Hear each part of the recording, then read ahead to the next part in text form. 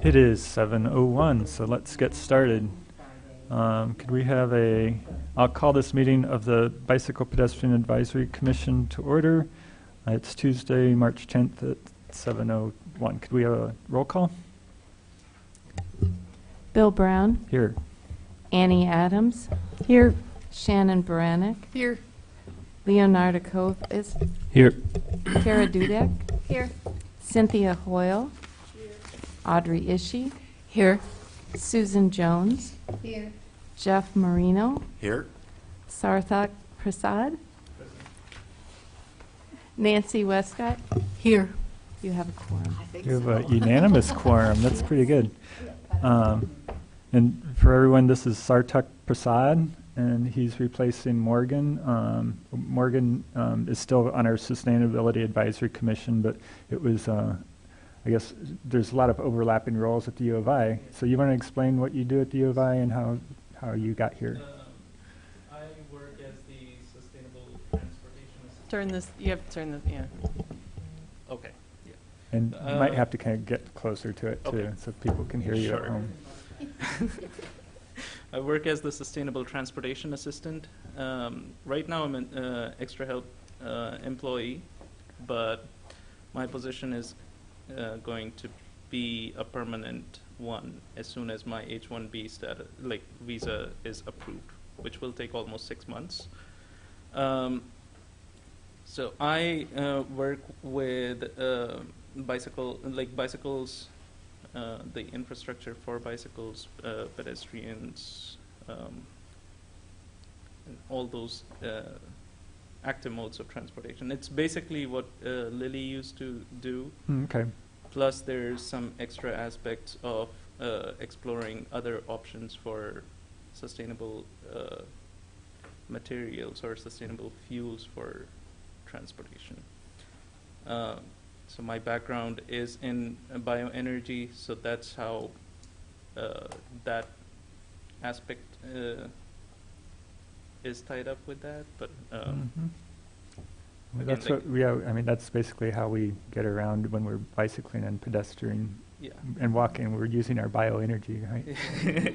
yeah. Well, it's a little different, but sure, sure. Oh, there's more to it. Okay. Sure. Okay. Yeah. Well, thanks and welcome. Thank you. I know that you may be gone for a few months, but we'll have people Yeah. filling in for you. But Yeah. whatever works, Yeah. that'll be a temporary thing. Yeah, yeah, that will be. So again, like the visa will take almost 6 months. I'm here until May. Actually, like I can stay till June, but I'll leave in May. So from June to hopefully August. If everything goes well, I'll be back in September. Okay. Great. But yeah. Okay. Next, we need to approve the agenda. Is there a motion to approve the agenda? I'll move that the agenda be approved. Moved by Audrey. Is there a second? I'll second. Seconded by Leo. All in favor, say aye. Aye. Any opposed? Okay, that's been approved. Approve of the minutes from the previous meeting. We had minutes from February. Did anybody have any corrections for those? I just had one thing under announcements. We've talked about sort of 2 Crystal Lake Park projects, and I just wanted to make known that the lake edge of Crystal Lake and some of the recreational amenities will be starting soon, but the one-way road study that we talked to you all about will be something that's a couple more years out. Okay. I think the other thing I noticed is I think that it was a 4-month, a meeting every 4 months was proposed instead of every 3 months. Yeah, I think when we were talking about the Vision Zero meeting, I think it said, where was it? Towards the end, when Audrey brought that up, it was one of the longer bullet points. Meet over the time slot. Not more often than every 4 months. Or even every 6 Well, months. yeah, we can't change what you said now. Well, but at the I end think of the what you meeting, I said did was probably mention 4 months. Yeah, so let's make it 4 instead of 3. Yeah, absolutely. And So then- But if we That's- open that subject But again. if we open it up again, it might be 6 months, right? Okay, Right. So that's sentence 12, or line 12 on page 2, is that correct? yeah, that's it. Yeah, she So did that say should- that at the end of the meeting. Okay. Let's say that it was 4 in the minutes, and then next time we talk about it, it'll probably be 6 months, twice a year or something, but nice try there. Any other changes to the minutes, corrections? Okay, is there a motion to approve the minutes? I move to approve the minutes. Moved by Nancy, I second that motion. seconded by Sue. All in favor, say aye. Aye. Any opposed? That motion carries. Public input, seeing no public, I don't think we have any public input. There's all of us. New business, we don't have any new business. I have a couple of updates I'll do from down there. And I did want to just ask if we could tonight to try to make it a 1-hour meeting or less. There's not a whole lot to discuss. I do have maybe an announcement. As far as future topics go, I don't want to get too far ahead, but one of the reasons I'm doing these tonight is because we didn't get RPC to come to do the wayfinding plan or the PED master plan, but they want to do both of them next month in April. So it's going to be a packed meeting next month.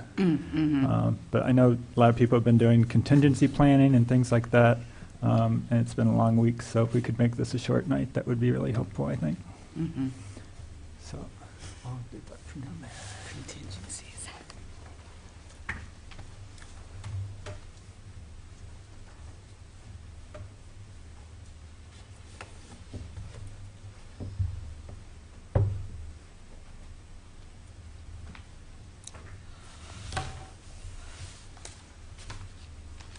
Okay, so first, as far as the Vision Zero update goes, we haven't, I think if you look at the minutes, you can tell that we still have kind of ideas surrounding Vision Zero that aren't quite coalescing in one vision, I think is the way I'd put it. But the next step is still to take a resolution to the City Council and to begin work on a messaging, or is that what we called it, messaging plan or communication plan? And as part of that, Audrey and Sarthak and I met with Dr. Rahim Binakal. Okay. Because he sent out that link to the survey, you might remember, that people took for marking your crashes and problems and things like that. But they're going to broaden that, basically, and send out the same survey or very similar to basically all the students. 10,000 students, okay. And so they expect to get a lot more. I forget, did I write down how many? I think they had 270 surveys, maybe a little bit more so far, but they expect to get several thousand back from students, probably. Do you want to add to that? He's going to send the survey out to 10,000 students, 7,000 undergrads, and 3,000 grad students. He got, I think, 270 responses from faculty and staff through eWeek, and about 30 or 40 from grad links. So he didn't get much response from students, so they're going via email route. More like mass mail Yeah. instead of just a... And yes, and he's expecting about 1,000. Okay. Said, around 1,000. So they're going to have a pretty good database. And while we were meeting, he brought up this grant program that I want to just touch on, because I think we would need to apply before March 27th, I think. Yeah, it's a deadline. And really, I told him we'd probably get back to him this week with some ideas about how we might use that. So let me just get to that and talk about that a little bit. So it's a community research partnership program. Yeah, the deadline is March 27th. they're only going to award 5 of these, but they start out at $20,000 for the first year, $30,000 for the second year, $50,000 for the third year. You have to report and reapply, I guess, every year. But for that amount, it seems like with the survey, we're kind of thinking in the direction maybe try to, and Dr. Ray, can I call him that? Is that what he goes by? Okay. He said he's willing to supervise a student, basically, if we wanted to use it to help cover some student time. And what we're thinking is maybe have the student either initiate a communication plan with the student population on safety measures, or even maybe evaluate the surveys to see if that's what the best use of the time would be. You know, evaluate the surveys first, and maybe from the information you derive from the surveys, try to pick a direction from that. So that could actually be the first year, is just to analyze the surveys and communicate with us and get feedback with us and try to get a direction for a communication strategy. What are you thinking, Cynthia? Well, I'm thinking since our high crash rate is on university, that what we ought to see if he will send that to Carl and ask them to send it out among their folks, because I'm not terrifically comfortable with our developing a communications plan based so primarily focused on the campus, since that's not where we have had most of our fatalities. We do have a lot of crashes still on campus, but we've really done a very successful job of reducing serious injury and fatal crashes on campus. And so I think Lincoln and University, and Lincoln certainly the students will give us a lot of good input, and they'll probably give us quite a bit on University, but not on the Carl campus area, I don't think. So if we could ask him if he'll try and reach out to them and ask them to send it, I think that would be helpful. Who should I reach out to at Carl? Do you have a contact person? The person I've been communicating with is their facilities person. That wouldn't really be the best person, I don't think. You want to talk to the person who does communications or HR or something like that. Ask Dr. Benacohol if he has contacts there, and if you don't, let me know and we'll see who we can pull out. As a person who has applied to many, many grants, I just want to make sure, because this has been sent around to many people in my world, and we've discussed it. So something to really make sure that the grant talks about is the community and university engaged research and creative practice designed to invest locally and model globally. So I think what they're looking for is encourages projects that engage a range of approaches and fields: creative, scientific, humanistic. Cross-discipline project teams will be given priority. So currently I'm not hearing that we're actually even in that world.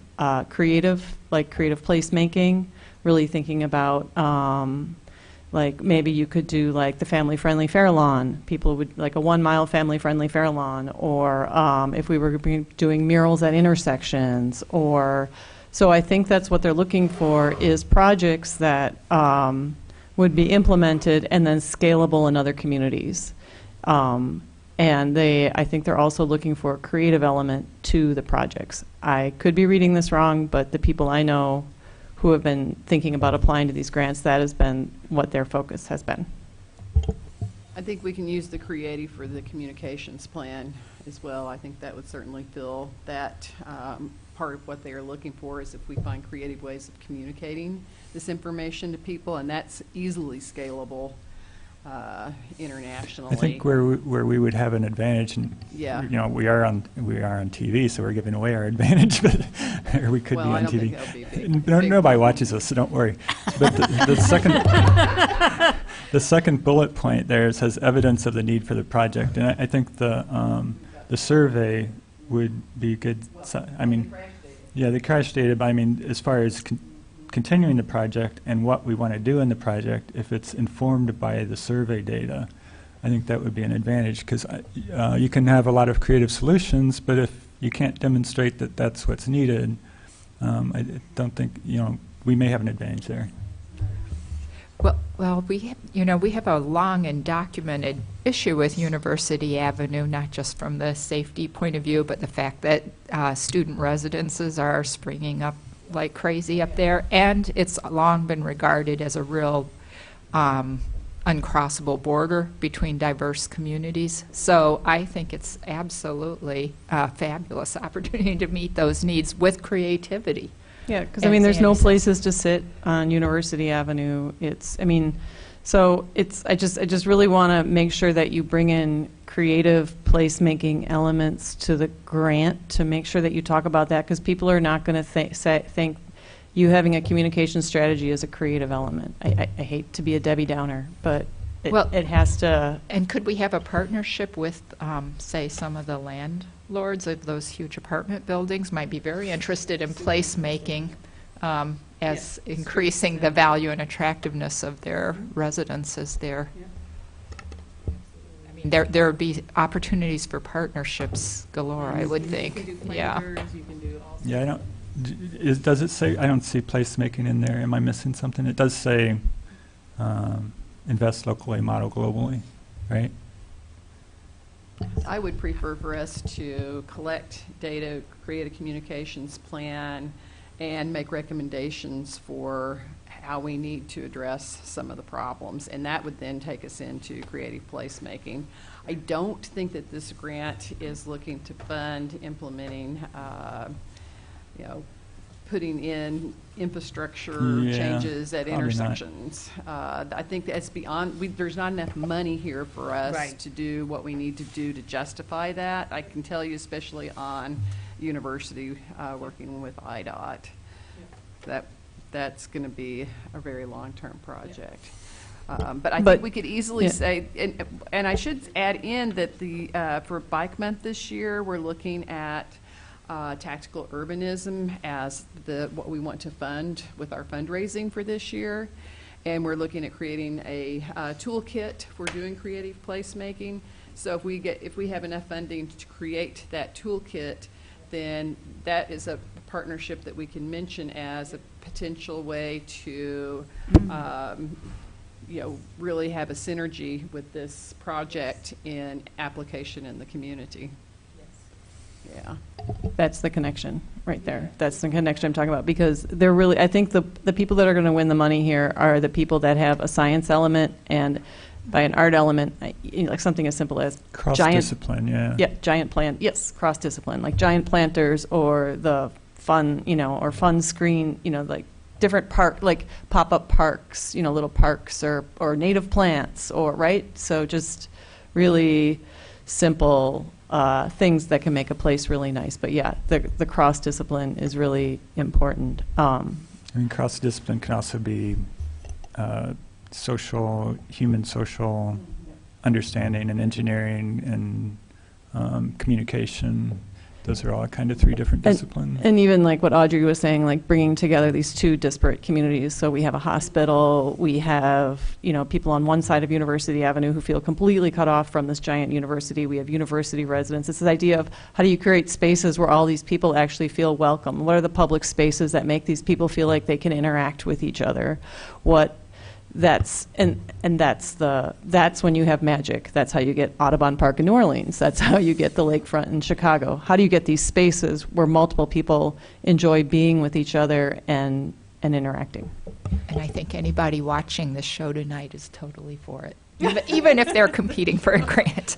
I mean, the level of inclusiveness is because I think in the hard to beat. second phase, one of the things you could do then is ask people questions about how could we make it feel better for you to cross these streets. But I think probably the first phase is more data-oriented. But I'm assuming you have to give the picture for the framework for the entire project in the initial application.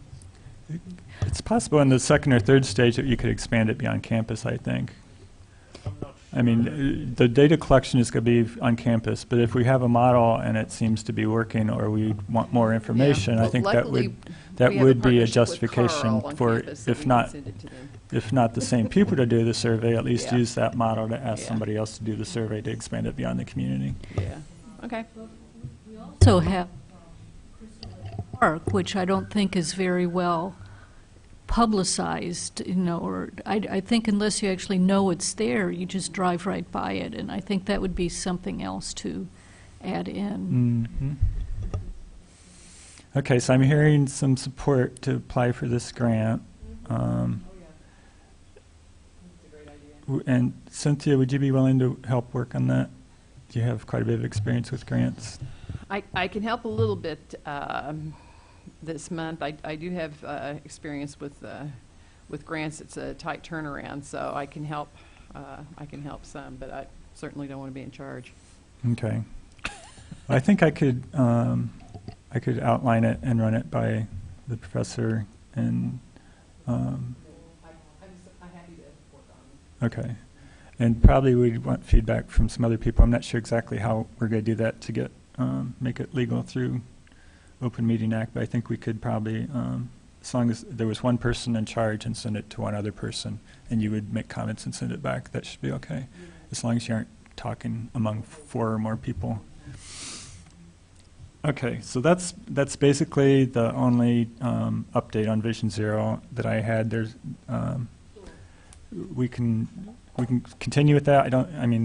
We will continue with that, and we will get a resolution to the City Council in the next few months, or next month or two. I think part of it is we still need to kind of figure out what we're going to recommend meeting-wise and participation-wise and some things like that. But Do we need to discuss the composition or timing of the task force at this time? Before you I think we've talked continue about it with quite the a bit. I think what we resolution? need really is just a solid list, and then we can say, do you agree or not? I mean, do you or- feel comfortable with Yeah, coming up with the proposing first- whatever- a draft list or whatever you something, go yeah. at, you want I think so. at this time? Yeah, if we could send it in May, since it's bike month, I think that would be Okay, that would be that's a good nice. idea. If, yeah, particularly if it were possible to issue a proclamation in May, Yeah. that would be really And- great. And it would Mhm. still be, I know Shannon has been warned that we need some grant money, and if we can at least apply for this, and we can say that we're in the process of applying for funding, and this is the type of funding we're applying for. And, it won't really start up in earnest until we get more funding. We might be able to have a meeting or two, but nothing really is going to happen until we get more funding. And the other thing is too, is the hard part is this first grant, and once you get everything down for this first grant, it's repeatable for going forward for other grants, because you've kind of identified what you're looking for and what you need, and yeah, so I think it's a really exciting idea. Great, cool, thanks. Okay, so let's move on to annual report. So for that, I have a draft, very rough draft. Sue and I didn't get a chance to meet yet. It was just like 3 weeks ago we met, you guys. So let's see, how do you make this bigger?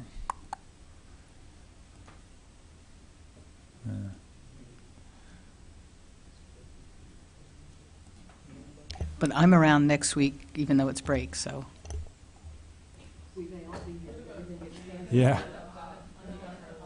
Yeah, they there's just canceled the something there. National Bike Summit today. So. Yes, they did. Okay, well, that's big enough. So I started with last year's report, and I put some crossing out and some additions, and we can talk about that a little bit. So I updated the people on the list. I think the only person I added was Shannon.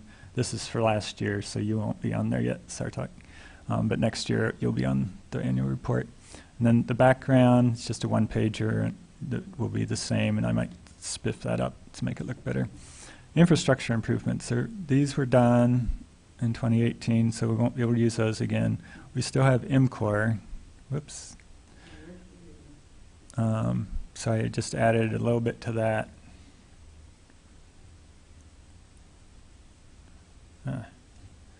Saying the final phase from Lincoln to Race will be constructed in 2020. Will it all be done this year?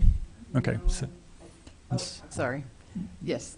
okay. Ri- For our part. Green will be. Okay. So were there any other infrastructure things I missed? Anything else that happened in 2019? We're going to be starting, we have 2 projects out to bid, but I don't know This is 2020s, but I mean, they started in 19 for design, but I wouldn't count them for 19. Okay. Yeah, I think the next page I might have upcoming. Did that sidewalk thing happen? You know how they finished that nice 8-foot sidewalk on Cunningham under the The IDOT one? Park District? IDOT? Yeah, it was an IDOT. The IDOT multi-use path up Cunningham, all the way to Farm That and was, Fleet. I thought it got finished last year. that was last year, yeah. Yeah, that was finished in our 2018 report. That was finished. That's this North Cunningham shared use path I have X'd out there. So yeah, those two, the Country Club Road along Cunningham Home, along the north side of that, and then North Cunningham. That's a big one. I've used that one. Anybody else use that to go out to Farm and Fleet? It's pretty cool. Okay, so MCOR. The other one that was completed is the Park District one. That was last year. That was in progress, I think, but now that's done. As far as planning goes, we still have the same things underway, I think, the Urbana Bicycle Wayfinding Plan and the KRT feasibility study that's being done by Carl, or that Carl contributed to. Is RPC doing that one? Yeah. Yeah, it has to be done by the end of 2020 is the grant parameters. Okay, so that's still underway. Also the pedestrian master plan. This is why I had in there last year. I don't know if I guess I could leave the same thing. Nothing's really changed on it. I could explain that RPC's been busy with a couple things. And I do mention that. So here are the things. This was the page, the topics discussed that I'll replace with what's in the box here. And we can add to this if you think of other things. So we passed updates to the mandatory shoveling zone in snow removal ordinance with further discussion anticipated in 2020. Yeah, so it was the council actually passed that. Vision Zero recommendation passed and forwarded to City Council. Council considered in 2020 and asked for a council resolution and plan from BPAC. Met with Deputy Chief Rich Searles and discussed various enforcement issues. I think I should list some of the issues we talked about. Well, since you are updating the council on what we've learned this year, it's possible if you have time, I'd say. Okay. Yeah. Unless it was discussed at council and they already know. That's Yeah. a good point. It's a good point, yeah, to think about what council should know about. Yeah. And then we reviewed and provided input for the CU area safety plan and the long range transportation plan 2040. Is that right? Okay. 2045. Okay. Can't write on there. Ah.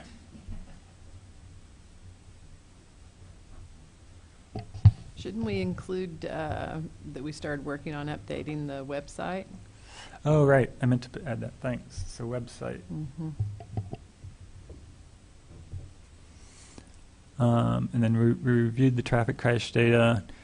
I did look at that. We had it from January through October, I think, last time we looked at it. There had been 19 pedestrian and 19 bike crashes with injuries. And there'd been, I looked at that just today for the rest of the year, and total for the year was like 20 and 21. So there were 3 more in November, December. And the one fatality, the one pedestrian fatality. So that, I thought I'd make one half page or page kind of graphic with statistics on comparing percentage of total accidents with injuries to pedestrian and bicycle accidents with injuries. I know it's been a Vision Zero year, basically 2019. We talked about Vision Zero almost every week, and the traffic crash data kind of helps inform why we're doing that. But we also don't want to forget about everything else we do. So are there other things that I've left out of here? Let's see. The Department of Transportation is going to reduce the speed on University Avenue. Yeah, that would be a good thing to put in there. And will that be the whole distance from Maple to Wright? And it'll be 30 miles per hour? And that we still really wish we could fix things at Main and Lincoln. Could do what? That we really wish Main and Lincoln would get improved one of these decades. Yeah, it's in the works. Just there's a lot going on that right there right now.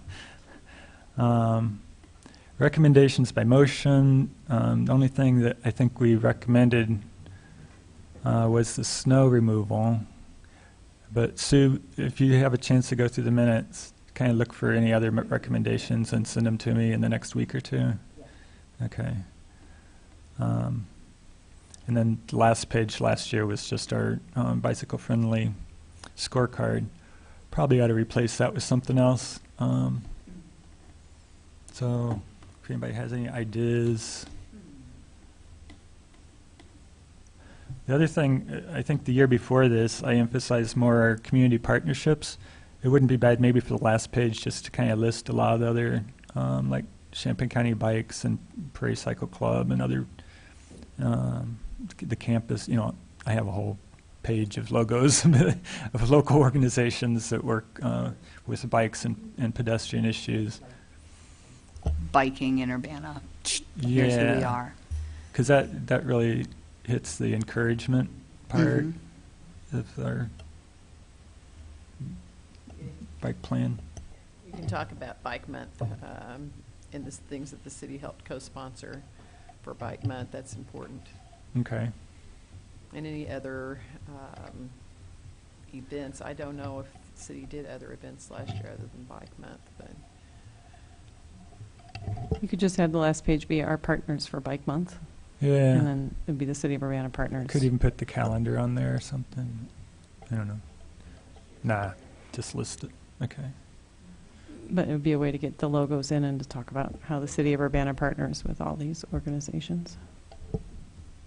Okay. Anything else I left out? So I got website, the IDOT speed limit on University, change long-range transportation plan to 2045, talk about Bike Month and partnerships. And for the website, it's just the text.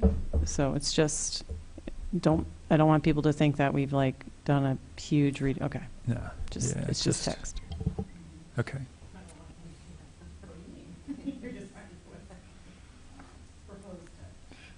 Anything else I left out you can think of? Okay. The other thing I don't have under, it's not really business, but it's more of an announcement because it's already going to City Council. I just wanted to make sure people were aware of it because it was kind of interesting. So we're on announcements now. This is just my announcement. There's a plan case for that area just to the, let me get a map up here too.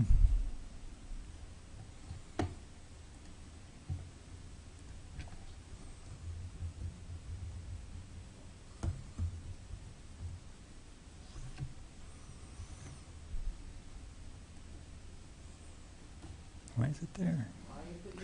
I don't know.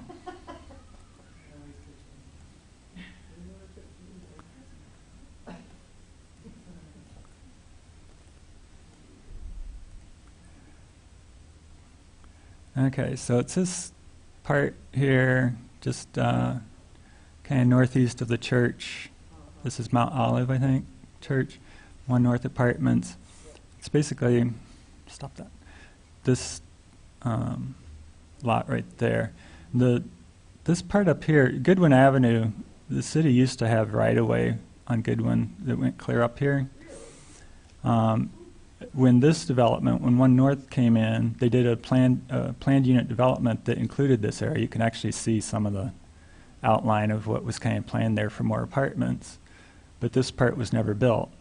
And when they put in the planned unit development, the city ceded this one section of Goodwin to the developer. They still own this section up here, but it's been turned into a wide ditch that also functions as some water retention. There's a little miniature dam there at that end. So there's been some infrastructure kind of done there that holds water because there's another basin over here, so it holds the water before it gets to that basin. So it's not real usable as a road anymore. Somebody would have to put some money into it.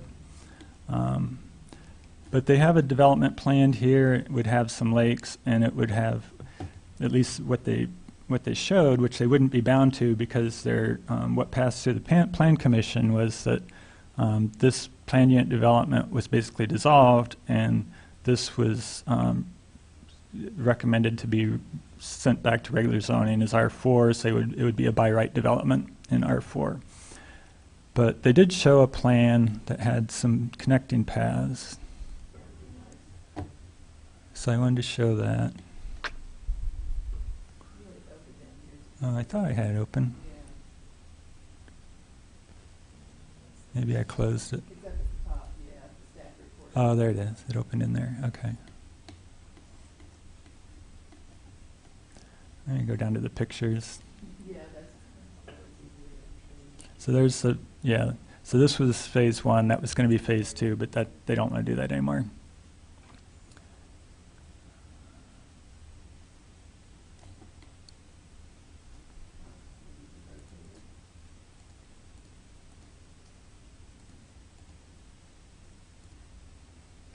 Hey, Bill, when you said they ceded the right-of-way, what exactly do you mean? They vacated it and?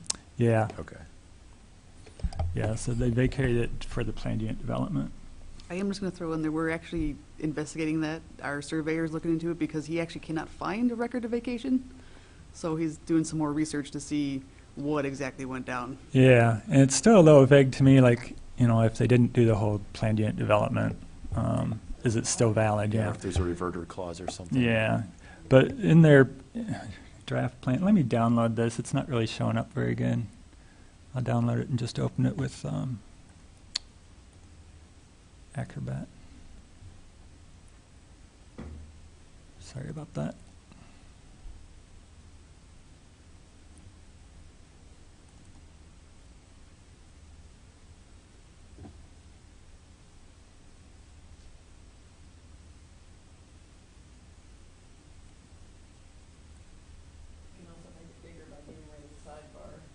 Okay.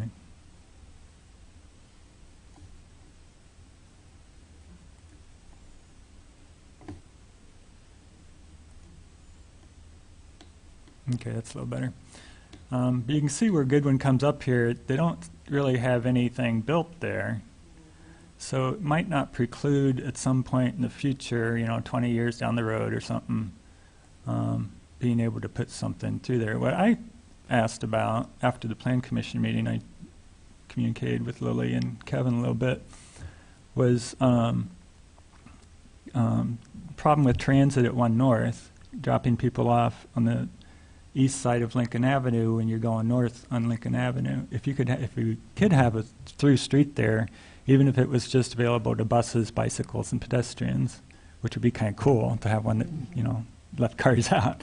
You could do a loop around and just do north on Goodwin and south on Lincoln, and you would never have people crossing Lincoln Avenue for 1 North. You'd still have people crossing from the east to go south, but they have to do that today anyway. I wouldn't say that you would never have people doing that because they can still get off the bus on Lincoln and cross.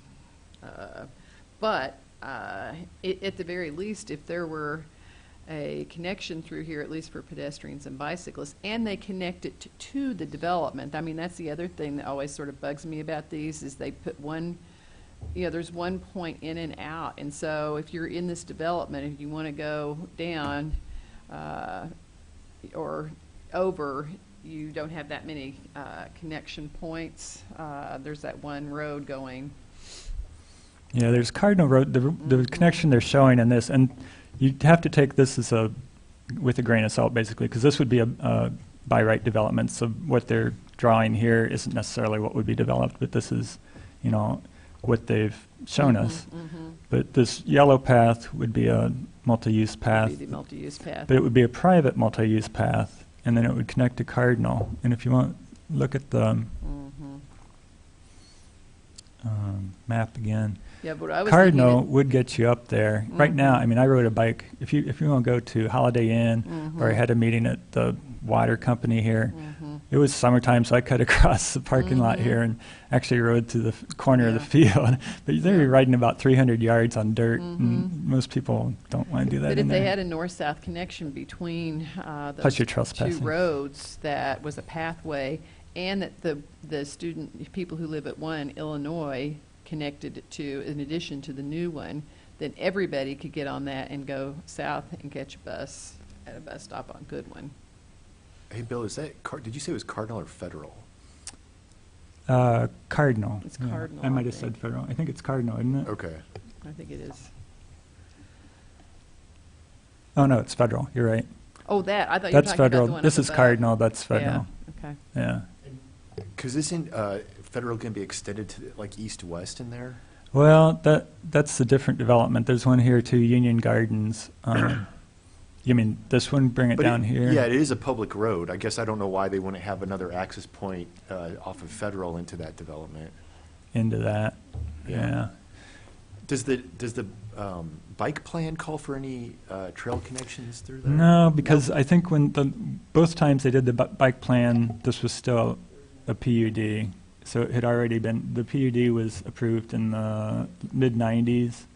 So I think they just ignored it basically because they assumed that the PUD would, it wasn't ours to do anything with. And even this, if this turned out to be what was built, this would be I looked at our bike map and there aren't any private bike routes on our bike map. They're all on public property. So I don't know if you could do that. So anyway, I just wanted to bring that up. I don't know. It will probably get approved at council on the 23rd. But yeah, maybe we'll find out more from people doing the research. And, it'd be nice if we could negotiate an easement or something so that at least, in the future, if somebody wants to do something there. And also I wanted to bring it up because I don't know if anybody's communicated with MTD about it. So if you have a chance to talk to them about it. I know the Lincoln Avenue stop there across from 1 North is just really not good at all. Well, they probably would have that's this talked one to right Jay about it if So they that's, talked to staff. Yeah. Yeah, it's purple tonight. I think it's red usually. Well, see, the problem is that they do have, they will continue to have, I think, a loop north because there are other destinations up here people are getting off and going to. Oh, I think they go to the food bank. Oh. But couldn't they go up this way and then go around and come down that way? Well, I will tell you the consultant that is currently looking at our routing did express concern about how a few direct routes that we have. So I think meandering routes are going to be less and less the case, particularly when it's oriented toward a development rather than, general ridership. I'm not sure what, I mean, there's probably 2,000 people live here. There's another 1,000 that'll be in Union Gardens. I think this was going to be 500 or something. So you're talking about a pretty sizable user group there. I don't know. Yeah, no, it is a big user group, and maybe, but they've got the Atrium apartments on the south side here, and then they have the hotels up there. So I think they're going to want to continue to be on Lincoln, and you're still going to have people crossing. I mean, that's an inescapable fact. We might be able to reduce the number of people crossing by having change in the route, but I don't think that's going to discontinue. I think what we need. No, I was just thinking if you could make a loop and just have it southbound there instead of northbound.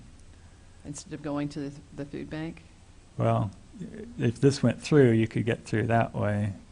But yeah, if you wanted to go to the food bank, yeah. I can't speak to how they want to. I don't know. I was just draw thinking future of try to routes. figure out a way that they could just stop on one side of Lincoln instead of on the east side. But anyway, the connectivity here is just horrible. So if they can do anything there, yeah, to it would improve be great to do that, and if there's a way that they can redraw the routes to provide safer access, I'm sure that they would be open to looking at that. I'm not saying that they wouldn't be willing to look at it. I'm sure they will.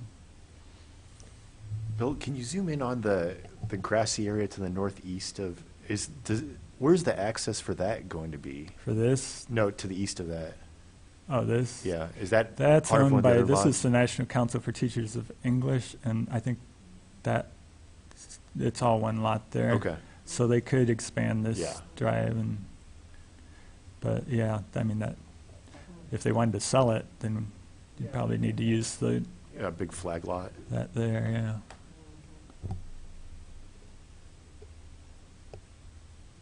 Anyway, some stuff going on there. So I thought I'd mention that. Any other announcements? I'll come around to my regular desk now. Yes. Oh. So we have signed a letter of agreement to bring in Lota Beach from the Danish Bicycling Embassy. She will be here the week of April 5th through 11th. And there are a number of public events during that time period, and I'm inviting you all, particularly BPAC members, to take advantage of some of these events. And I want to schedule meetings with local leadership of who would be interested in, improving bicycling education on Monday, April 6th, and Wednesday, April 8th. And then on Wednesday evening, we have a public reception scheduled from 6 to 7:30 at 25 o'clock Brewery. She'll do a short presentation, and then we'll have socializing, some snacks, and people can purchase their own brews. And Thursday, our plans are still sort of in the air, but on Friday, April 10th, there is a workshop at the YMCA that is open. Anyone can sign up for it. It's free from 10 to 4. And we will, in the afternoon, be working with the kids who are at the day camp because school is out that day. And so that's a great opportunity to come and learn the techniques that they use of using games to help teach bicycling skills. And so I'm looking forward to that. We were trying to organize some sort of a community event on April 11th. We haven't been successful in securing a location for that yet, so we're still working on that. And then she'll depart on the 12th. So there are several opportunities for people to come in here and learn and engage, and I think it'll be a great opportunity. We will also be heading up to Chicago on the 7th. We're going to meet with the Active Transportation Alliance and Ride Illinois leadership and talk about how, on the state level, we could improve bicycle education. Cynthia, who's sponsoring this, and will there be events on Facebook that we can share with people about it? There are already events on Facebook you can share with other people. This is CU Safe Routes to School project. It's our Safe Routes to School grant. I included a significant budget to accomplish this, and unless they close the country down because of the virus, we'll be all set to do that. And even if there are some quarantines, we'll be able to continue with some of these events, the socializing events. So hopefully it won't disrupt everything. But I would, if you have people that you think you want to meet with her, or other people you want to meet with us, I want to start scheduling smaller meetings to sit down and chat with folks. School district, health district, cycling organizations, park district, any other people you think we can make connection with that would be interested in hearing about how they've succeeded in Denmark and what they do, and then we can look at that and see what of that we can apply here. Not everything they do applies here. Some of the games we can't. I don't think we'll be able to get them to work here. We are overly risk averse with children, and so some of the games I think will, not be socially viable here, unfortunately. And then there are a couple of other games I think our culture just won't support. But there were 20 games in their new manual, so it's not like there's a shortage games. We're busy trying to buy some of the equipment right now to do some of those games, and they look like a lot of fun. And in the training, by the way, she said that the people who are being trained, she wants them to do some of the games on bikes before they work with the children. So you will get to do bicycling games yourself. So that includes things like bicycling and catching bubbles and various other fun activities. So take a look. Those are on, I believe they're posted on CU Bike Month in addition to Facebook. And I believe they're on Safe Routes to Schools website, and they're on the League of American Bicyclists website. The workshop is on the 10th. You don't have to sign up to come to the reception. You could just show up. So. Thank you.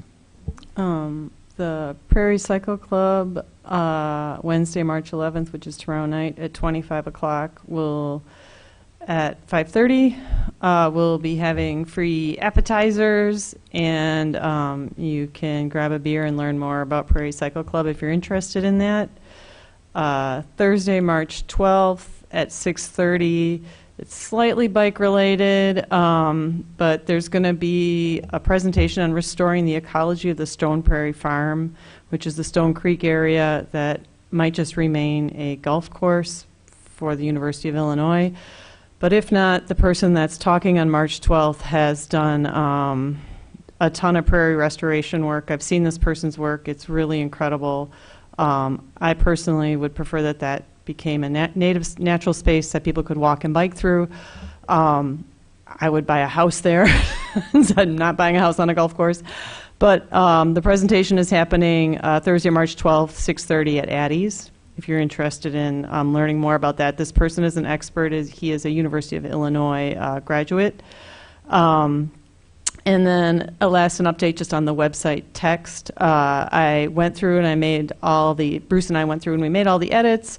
I've sent it out one more time to individual people just to double check on a few things. I will tighten up just a few more things here and there, and then we'll send it off to Lily and Sam. And obviously we will update it again before it goes live or gets published anywhere.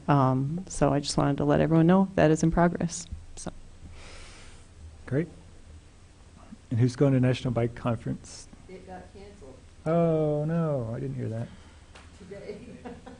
Okay. As far with Prairie Cycle Club, our official season kickoff pizza party will be Tuesday, April 7th, 5:30 to 8 at Jupiter's Pizza. So if people are interested in actually coming out and joining, that is your chance to do that, April 7th. You can't join any other time. 5:30.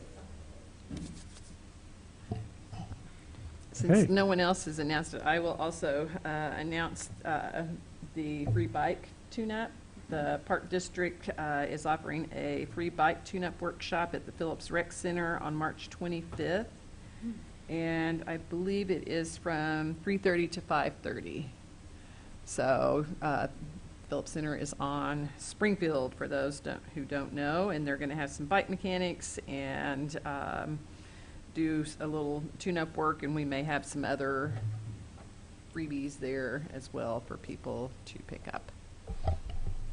What date was that? March 25th. March 25th.